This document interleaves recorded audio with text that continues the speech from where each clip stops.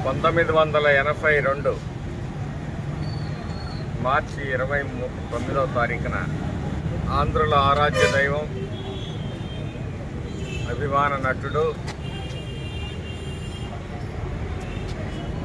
స్వర్గీయ నందమూరి తారక రామారావు గారు ఈ రాష్ట్రంలో కాంగ్రెస్ పరిపాలనలో తెలుగు ముఖ్యమంత్రులకు జరిగిన అవమానాన్ని జీర్ణించుకోలేక తెలుగువాని ఆత్మ గౌరవం కోసం ఆ రోజు సమాజాన్ని దేవాలయంగా, ప్రజలని దేవుళ్ళుగా, మరి మహోన్నతమైన వ్యక్తిత్వంతో తెలుగుదేశం పార్టీని స్థాపించడం జరిగింది. అన్న తారక రామారావు గారు పార్టీ మొదలు ఏదైతే నినాదం ఆ రోజు పార్టీ కోసం ఆవిర్భావం సందర్భంలో చెప్పారో అదే దిశలో ఆనాటి ప్రాథమిక అవసరాలైన కూడు, గుడ్డ, నీడ ప్రతి మనిషికి మొట్టమొదటిగా ఇవి అవసరం అని చెప్పి భావించి ₹2 కిలో బియ్యాన్ని, అలాగే ఊరిళ్లలో తాటాకుల గుడిసెల్లో నివసించే ప్రజలకు కనీసం ఒక్క గదైన తలదాచుకోవడానికి భద్రతగా ఉండాలని చెప్పేసి దేశంలోనే మొట్టమొదటిసారిగా పక్కా గృహ నిర్మాణం చేపట్టిన వ్యక్తి మరి స్వర్గీయ అన్న ఎన్టీ రామారావు గారు. అలాగే నేత కార్మికుల్ని ఆదుకోవాలి, తద్వారా ప్రజలకు కూడా మరి జనతా వస్త్రాల్ని పంపిణీ చేయడం జరిగింది. అంతేకాదు ఈరోజు ఏదైతే సామాజిక పెన్షన్లను ఇస్తున్నామో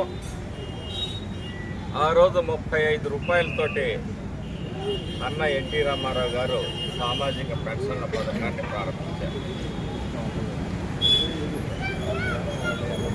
ఈరోజు చంద్రబాబు నాయుడు గారు మరి 3,000 నుంచి 4,000 రూపాయలు చేయడం జరిగింది.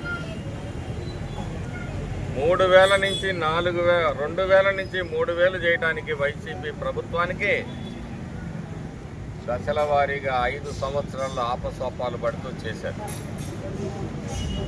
రాష్ట్రం ఎన్ని ఆర్థిక ఇబ్బందుల్లో ఉన్నప్పటికీ మరి పెద్దల పట్ల గౌరవంతో వృద్ధులని అండగా ఉండాలని 4,000 ఇవ్వటం జరుగుతూ ఉంది. అలాగే వికలాంగులకి, పూర్తిగా డిజేబుల్డ్ పీపుల్ ఎవరైతే ఉన్న వాళ్ళకో 10,000 నుంచి 15,000 రూపాయలు, 6,000 నుంచి 10,000 రూపాయలు కూడా ఇవ్వడం జరుగుతూ ఉంది. అంతేకాదు సమాజంలో అనేక సంస్కరణలకి నాంది పలికిన పార్టీ ఏదన్నా ఉందంటే తెలుగుదేశం పార్టీ మాత్రమే. ఆ రోజు పటేల్ పట్వారీ వ్యవస్థతోటే మున్సిపల్ కరణాలు అన్న వాళ్ళం మనం ఇక్కడ. తెలంగాణలో నీ బాంఛన్ దొర అని చెప్పేసి ఆ పటేలో పట్వారీ వస్తూ ఉంటే చెప్పులు కూడా తీసుకొని సంకలో పెట్టుకునే పరిస్థితులు ఉంటే ఈ సామాజిక రుగ్మతకి చికిత్స చేయాలని చెప్పేసి ఆ రోజు పటేల్ పట్వారీ వ్యవస్థని ధైర్యంగా రద్దు చేసిన వ్యక్తి స్వర్గీయ అన్న నందమూరి తారక రామారావు. ఎందుకంటే ఆ రోజు పెత్తందారులు వాళ్ళు గ్రామాల్లో వాళ్ళు ఏది చెప్తే అది నడిచేది. అటువంటి పరిస్థితుల్లో కూడా ప్రజాక్షేమం కోసం, సామాజిక న్యాయం కోసం వారిని రద్దు చేయడానికి కూడా వెనకాడని వీరత్వం ఎన్టీ రామారావు గారు. ఆ తర్వాత రైతాంగానికి 50 రూపాయలకి ఏడాదికి హార్స్ పవర్ విద్యుత్తును అందించి మొట్టమొదటిగా రైతాంగాన్ని ఆదుకున్నారు. సింగిల్ విండో విధానాన్ని తీసుకొని వచ్చి రైతులకు రుణ సౌకర్యాన్ని కల్పించడం సరళతరం చేశారు. అలాగే సమాజంలో సగభాగం అని అందరూ సొల్లు కబుర్లు చెప్పడమే కానీ ఆడబిడ్డలకు చేసింది ఏదీ లేదు.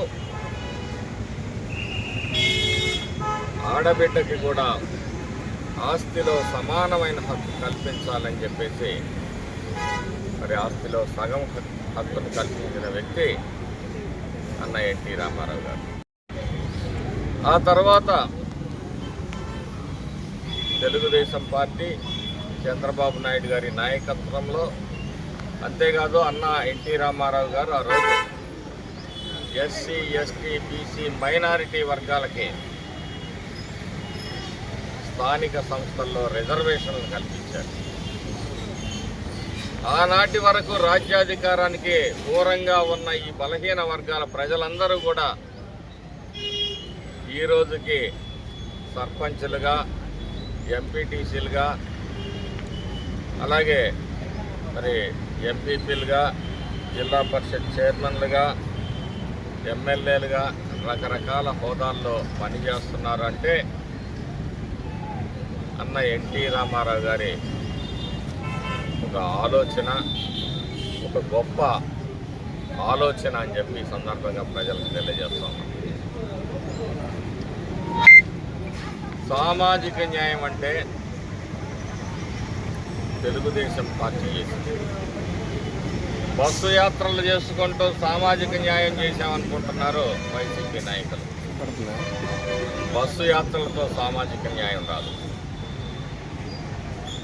రాజకీయంగా, ఆర్థికంగా అన్ని వర్గాలని ముందుకు తీసుకొచ్చినప్పుడే సామాజిక న్యాయం జరుగుతుందని చెప్పి నమ్మే పార్టీ తెలుగుదేశం పార్టీ.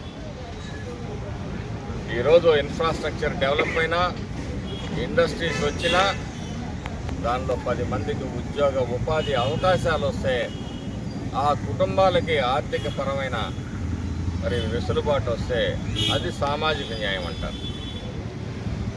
కేవలం ప్రకటనలకే పరిమితమవుతూ కులాల మధ్య, మతాల మధ్య చిచ్చు పెడుతూ వైసీపీ నాయకులు సామాజిక న్యాయం అని చెప్పి మాట్లాడుతూ ఉన్నారు. ఇప్పుడు కూడా చెప్తా ఉన్నాం, మాచర్ల నియోజకవర్గంలో రాచపీనుగా ఒంటరిగా పోదు, అందుకోసం కొంతమందిని రెచ్చగొట్టి ఈ ప్రాంతంలో మళ్ళీ విధ్వంసాన్ని సృష్టించాలనే ప్రయత్నం చేస్తున్నారు. ఖబర్దార్, మంచికి మంచే, చెడుకు చెడే ఉంటుంది. అలాంటి శక్తుల్ని మాత్రం వదిలిపెట్టే ప్రశ్నే లేదు. ఈ ప్రాంతంలో గ్రామాల్లో అలజడులు సృష్టించి రాజకీయ లబ్ధి పొందాలని ప్రయత్నం చేసే ప్రతి నాయకుడికి చెప్తా ఉన్నాను, ఎవరిని కూడా వదిలిపెట్టాం. ప్రజలు ఇచ్చిన తీర్పుని గౌరవించండి. మీరు చేసిన శపథానికి కట్టుబడి ఎన్నికల ముందు పిన్నెల్లి రామకృష్ణారెడ్డి నువ్వు మాట్లాడావు, ఈ ఎన్నికల్లో నేను ఓడిపోతే రాజకీయ సన్యాసం చేస్తానని అన్నది నీకు గుర్తుందా? లేకపోతే నీ క్లిప్పింగులు నీకు పంపించమంటావా? ఇలాంటి నైతిక విలువలు లేని అతన్ని ఈరోజు మళ్ళీ వైసీపీ జిల్లా అధ్యక్షుడు. ఆ రోజు వరికపూడిసెల ప్రాజెక్టు నుంచి ప్రతి ఎకరానికి నీళ్లు పారించకపోతే రాజకీయ సన్యాసం చేస్తానన్నాడు. ప్రజలందరూ గమనించాలి, ఈ అబద్ధాల కోరుని, ఈ అరాచక శక్తిని మీరు ప్రతి నిమిషం మరి కనిపెడుతూ ఉండాలి. ఇతనికి రాజకీయం కావాలి, ఎందుకంటే రాజకీయం కన్నా పెద్ద వ్యాపారం ఏదీ లేదని బలంగా నమ్మిన వ్యక్తి పిన్నెల్లి రామకృష్ణారెడ్డి.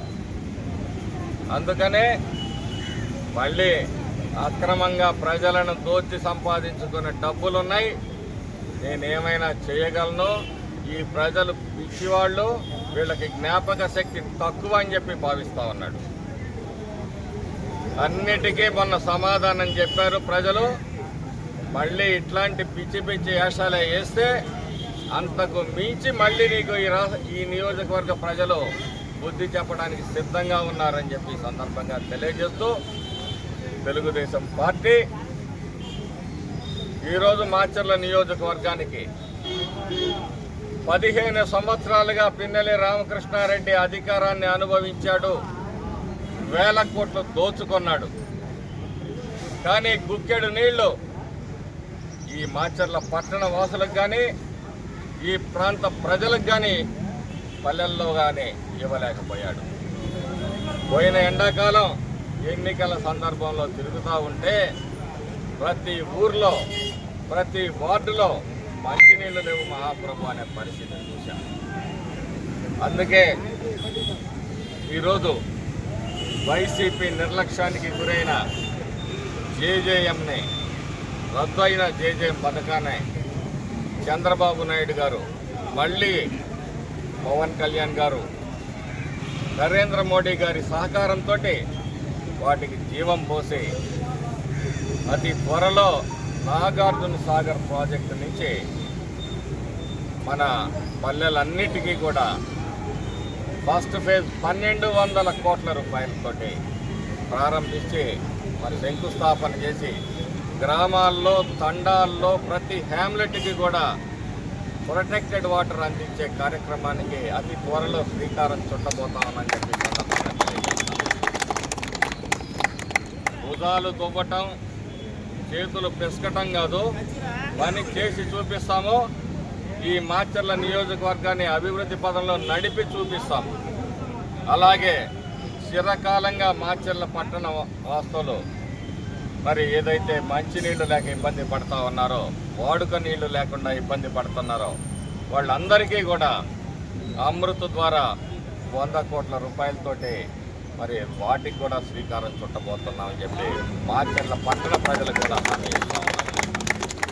ఒక్క సంవత్సరం ఓపిక పట్టండి. ఒక్క సంవత్సరం, వచ్చే సంవత్సరం నాటికి మీ అందరి ఇళ్లలో నాగార్జున సాగర్ ప్రొటెక్టెడ్ వాటర్ వచ్చే పరిస్థితి మరి తెలుగుదేశం పార్టీ, ఎన్డీఏ కూటమి ప్రభుత్వం తీసుకుంటుంది. ఈరోజు మున్సిపాలిటీ పరిస్థితి అధ్వానంగా తయారయ్యింది. 12 కోట్ల అప్పుతోటి, కరెంటు బిల్లులు బకాయిలతోటి మరి అభివృద్ధి పనులు ఆటంకం అవుతున్నప్పటికీ మాచర్ల మెయిన్ సెంటర్ని వైడనింగ్ చేసి మంచి రోడ్డు వేసేదానికి ఒక 50 కోట్ల రూపాయలతోటి అతి త్వరలోనే ప్రారంభించబోతున్నా అని చెప్పి సందర్భంగా మాచర్ల పట్టణ ప్రజలకు తెలియజేస్తూ ఉన్నాం. తెలుగుదేశం పార్టీ అంటేనే అభివృద్ధి, వైసీపీ అంటేనే అరాచకం అని చెప్పి ప్రజలు గుర్తుంచుకొని ఈరోజు ఏదైతే జగన్మోహన్ రెడ్డి ప్రభుత్వంలో జరిగిన వైఫల్యాలు, దోపిడీలు, మరి వ్యవస్థల నాశనం ఇవన్నిటినీ సరిదిద్దే ప్రయత్నంలో చంద్రబాబు నాయుడు గారు తలమునకలై ఉన్నారు. ఎన్ని కష్ట పరిస్థితుల్లో ఉన్నా ఈరోజు ఒక్కొక్కటిగా ప్రజలకు ఇచ్చిన ప్రతి వాగ్దానాన్ని నెరవేర్చే దిశగా వారు అడుగులు వేస్తూ ఉన్నారు. 18 గంటలు 75 సంవత్సరాల వయసులో వారు కష్టపడుతున్న తీరు చూస్తుంటే మా గుండె తరుక్కుపోతా ఉందన్నమాట. కాబట్టి ఇంకొక అవకాశం మళ్ళీ ఎప్పుడైనా పొరపాటు చేశారు అంటే మళ్ళీ బేతాళుడి కథలాగానే మళ్ళీ చెట్టు మీదకి శవం చేరుద్దని చెప్పి, కాబట్టి ప్రజలందరూ అప్రమత్తంగా ఉండండి. ఈ అరాచక నాయకులకు, ఈ వైసీపీ అరాచక నాయకులకి మరి బుద్ధి చెప్పండి. వాళ్ళ కుటిల కుతంత్రాలకి ఎప్పుడు గమనిస్తూ దూరంగా ఉండండి. ప్రగతికి అండగా ఉండండి. మన భవిష్యత్తుని తెలుగుదేశం ఎన్డీఏ కూటమి జెండా నీడలో మనం తీర్చిదిద్దుకుందామని చెప్పి ప్రజలకు విజ్ఞప్తి చేస్తూ మీ అందరికీ సెలవు.